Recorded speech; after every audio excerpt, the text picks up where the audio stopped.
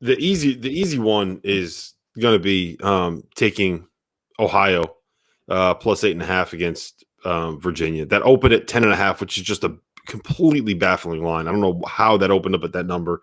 I would not be surprised to see that number get down to like 7, maybe 6.5 at some point. Virginia, of course, is in a pause right now. They're in quarantine. They're not practicing. They're not going to get to Indy until Friday. And Ohio is just, I mean, Ohio's got a pro in their backcourt. They got 2 really good guards. They got a 5-man that can shoot, and they have Jeff Bowles, who runs a really modern style, savvy offense that should be able to break down the pack line defense of Virginia. So I have no idea why that line opened up at 10.5. Like I said, that was the first thing that I locked in when I saw it pop up was Ohio. I mean, yeah, that's the one that you're just like, all right, like that's an easy one, right? I mean, that's the one that makes the most sense that you're going to go after legitimately right away. Yeah, and it's actually all the way down to just 8 now. So all of these lines are going to be from our partners over at Bet Rivers. So yeah, and the money line there is plus 290, which again is something that's really really interesting. Did you see my text, by the way? I did. Thank you. All right, so that's your first one. So your first one is going against your Virginia Cavs. Yep, that's going against Virginia. And look, I would be very interested in taking that line regardless.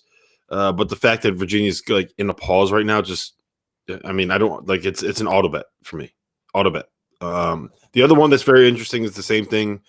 Eastern Washington going up against Kansas, who may or may not have certain players. You've reported that they're going to be missing a starter. I think that it's more than just one player that's not going to be traveling with them. Well, yeah, but they're hoping to get McCormick here soon, even if he travels on Friday. Right now, again, the problem with McCormick is if he travels with them on Friday, he hasn't been practicing with them. Yeah. Now they're not worried about David McCormick getting out of shape. They're not. Trust me, I've talked to people close to Kansas. They're not worried about that. But the fact of the matter is, his timing is going to be off. He has not practiced. Yes. He's a veteran. So, but the other part, Rob, is it took him a lot of time to get to where he was this season and get that confidence kind of back because he really struggled early in the year. And now, like he felt it. They felt it. Kansas started to play well, like we thought Kansas might play early in the season. Well, and now they've got all these issues. Yeah, he was unbelievable during like a 6-week stretch at the end of Big 12 play. And the one thing I will note about Eastern Washington is they have played some high major opponents this year.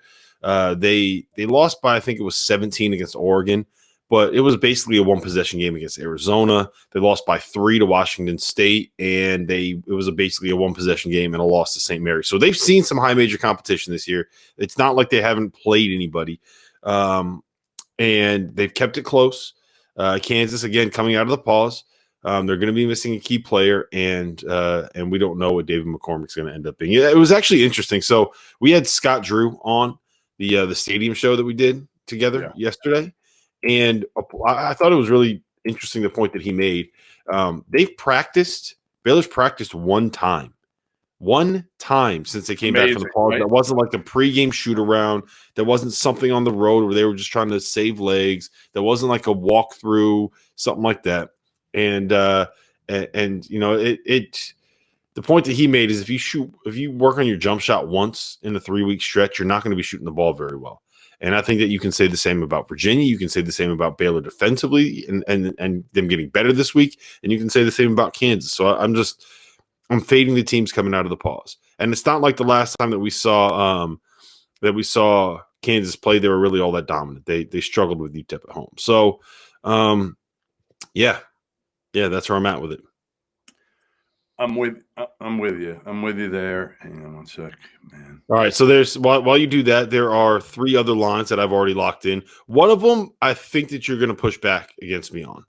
And that is Villanova -6. I love, the more I've thought about this, the more I love Villanova in this spot against Winthrop. I know Winthrop is 23-1 on the season.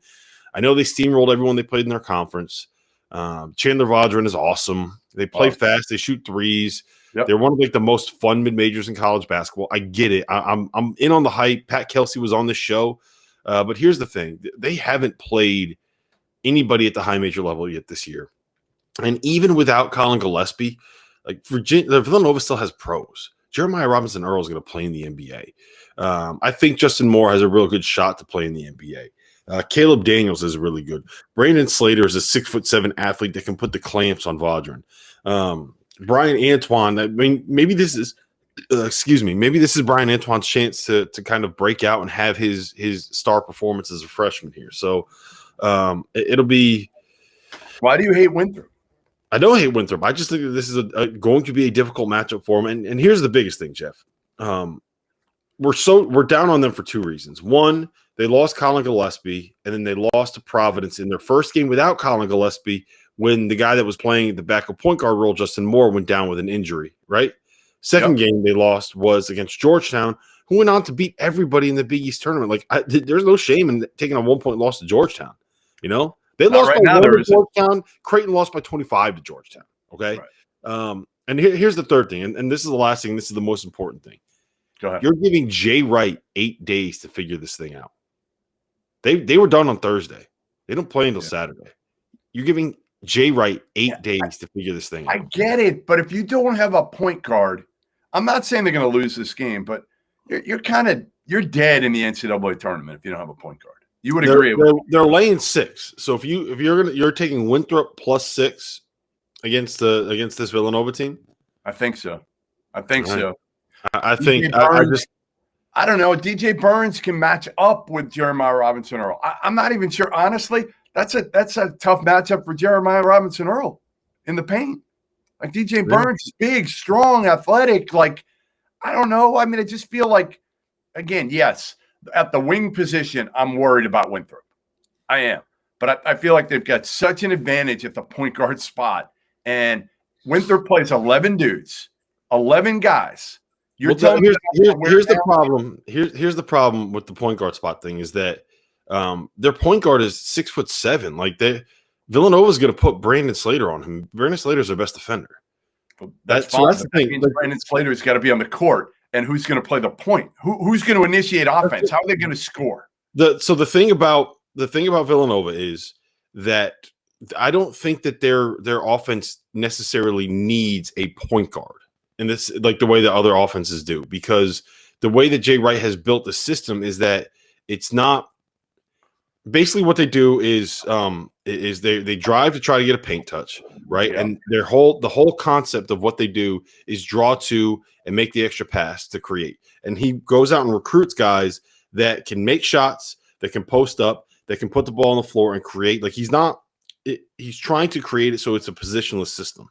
And I think that they can survive not having a point guard against a team where they're going to have a very clear talent advantage. So that's where I'm at. And it feels like, so here's the other part of it. Like all the metrics have Villanova at like 10 or 11 point favorite, and they're only laying 6.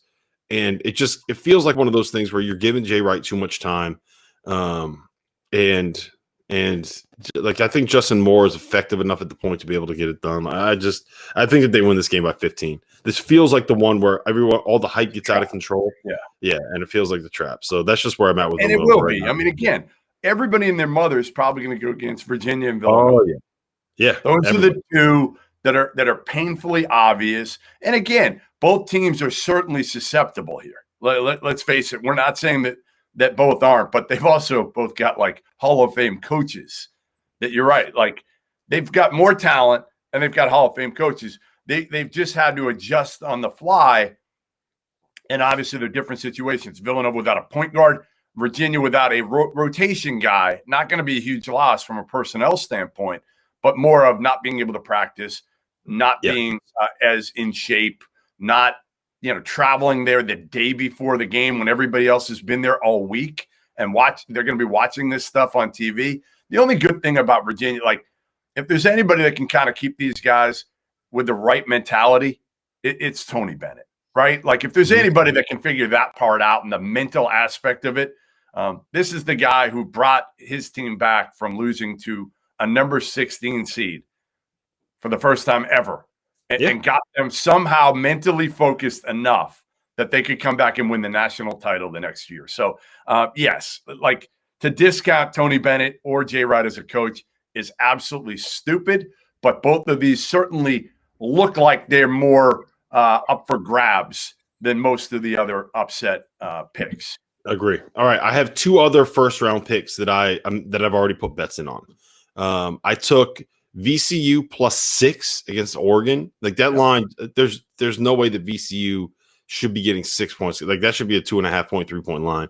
And like I understand the Oregon hype, but like there's no way that's wrong. VCU's is tough as hell defensively. They can really force turnovers. And I think the one big issue that Oregon has is they don't have great point guard play. I like Will Richardson, but he's more of like a scoring lead guard, and I think that they can kind of be taken out of what they want to do if you pressure them. And the one thing that VCU is going to do is pressure you. And by the way, they got a guy with the best nickname in all of college basketball, Bones Highland. Bones Highland. Gotta love Bones. If you can't get on the Bones bandwagon, then we can't even be friends. So I love VCU in that spot. Which is weird because I'm going to say that I love an Oregon future later on in the show.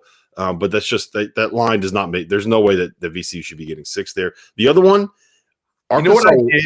Hey, Rob, you know what I did this morning? Before looking at all the lines, I don't know if you did this, but I found it like fascinating. I went through before I saw any of the lines, and I wrote down what I thought the lines would be for each of them, just quickly, just jotting them down. And what I put down for the VCU Oregon game was 3. Yeah. Right? It shouldn't be 6. The outliers for me, can I give you kind of the outliers a little bit? Or do you want to keep kind of walking through? Well, no, there's give me your next outlier because there's only one other that really caught my eye as something that just did not seem right. I mean, I thought West Virginia was really low against Morehead State. 12.5. I can see it. The only concern I have is that Morehead State has a couple of guys that can put the ball on the floor. And West Virginia can, like we've seen them struggle with transition or with penetration all year long.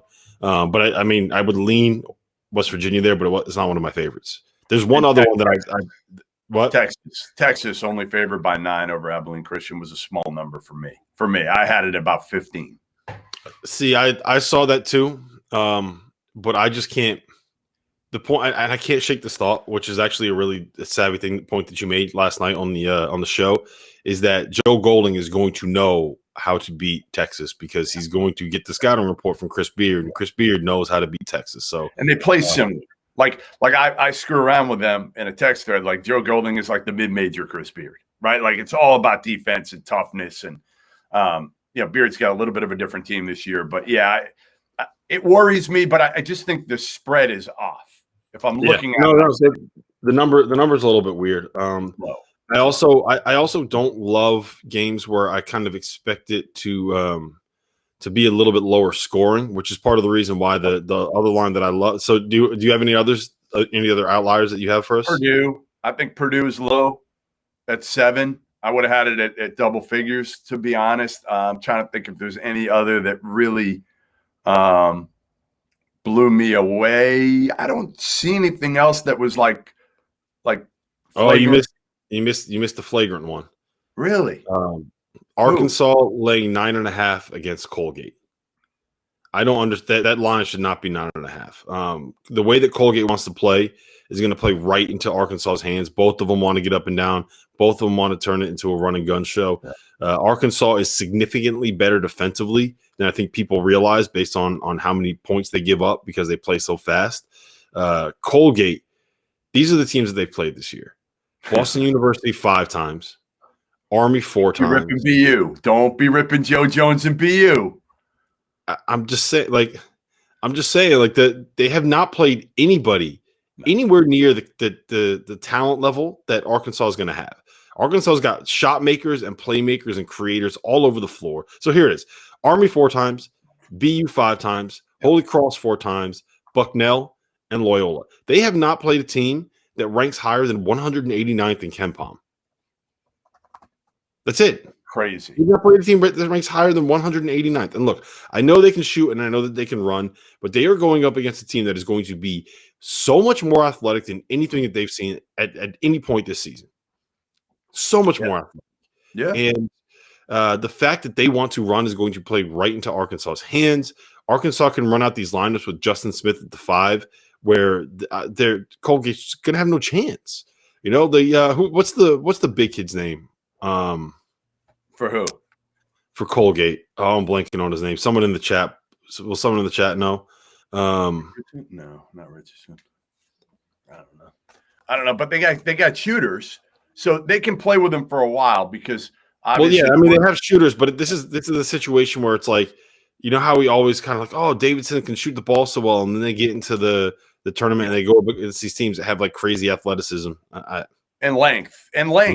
Yeah, like that's the part. It's so athleticism, but it's those shots that Jordan Burns, and now Jordan Burns has proven it even in the NCAA tournament a couple years ago that he can score against athletes. I think Tennessee, he went off on Tennessee, but a lot of their guys haven't played it, and they certainly haven't seen it in a while.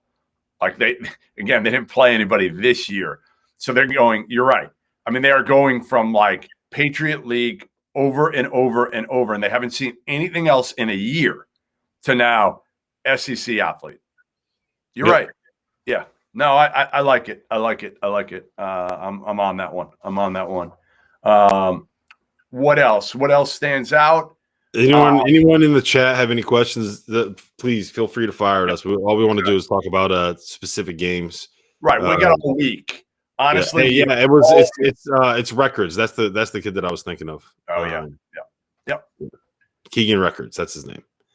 Yeah, we got all week. So fire some things at us. Yes, Justin Moore, Joe will play point guard. He's not a point guard. He's just not a point guard.